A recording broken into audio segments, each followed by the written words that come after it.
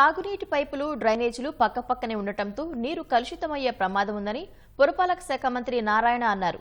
డ్రైనేజీల్లో చెత్తను ఎప్పటికప్పుడు తొలగిస్తే ఈ సమస్య రాదన్నారు. విజయవాడ తూర్పు ఎమ్మెల్యే గద్దె రామ్మోహన్ అధికారులతో కలిసి పడమటలోని రెల్లి కాలనీలో పర్యటించారు. తాగునీటి సరఫరాలో నాణ్యత, ఇతర సమస్యలపై ప్రజలను అడిగి తెలుసుకున్నారు.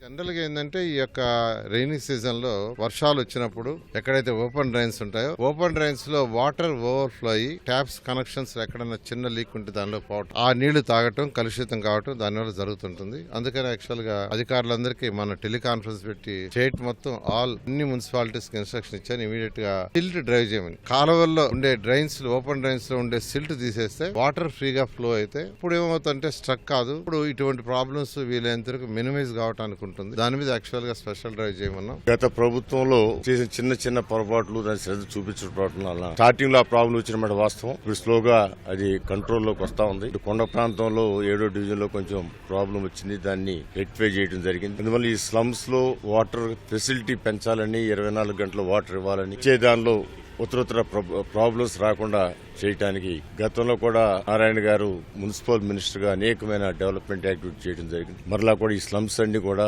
క్లియర్ గా ఉండాలి. ఈ స్లమ్స్ లో అన్ని ఫెసిలిటీస్ ఏర్పాటు చేయాలి, వాళ్ళకి కావాల్సిన సౌకర్యాలు కల్పించాలని ఉద్దేశించి ఈ రోజున రిలీజ్ కాలనీ పట్టమట్లో చూడటానికి రావడం జరిగింది.